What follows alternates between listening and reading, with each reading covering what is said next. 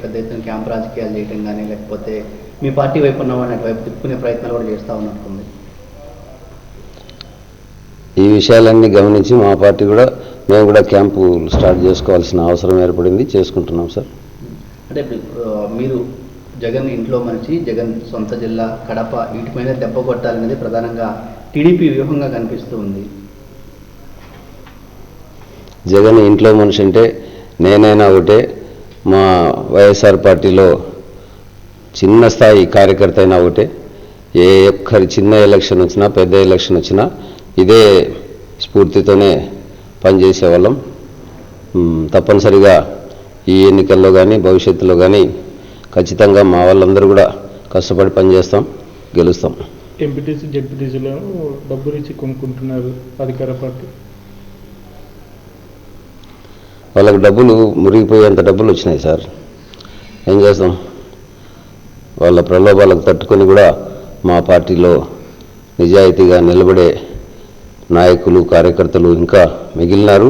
మేము ఖచ్చితంగా ఆ విలువలను పాటించే మంచి సుశిక్షితులైన నాయకులు కార్యకర్తలు గట్టిగా పనిచేస్తున్నారు. ఖచ్చితంగా వైఎస్ఆర్ జిల్లా ప్రతిష్టను కాపాడుకోవాలనే ఒక గొప్ప సంకల్పంతోనే ఈ ఎలక్షన్స్లో మా వాళ్ళంతా పోటీ పడుతున్నారు.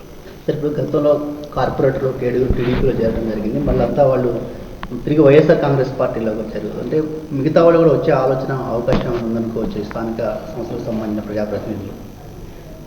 ఆ రకంగా బయటపడిన వాళ్ళు కొంతమంది సార్, ఇంకా చాలామంది బయటపడాల్సిన వాళ్ళు ఉన్నారు. మా పార్టీలో వాళ్ళ ఎలక్షన్స్ అయిపోయేటప్పటికీ దాదాపు 200 పైచిలకు మా పార్టీ తరఫున గెలిచిన వాళ్ళు ఉన్నారు. వాళ్ళలో కాలం గడిచే కొద్దిగా కొంతమంది వస్తున్నారు. సొంత ఇంటికి తిరిగి చేరుకుంటున్నట్టు వాళ్ళు మా పార్టీలోకి మళ్ళీ ఆహ్వానిస్తున్నాం.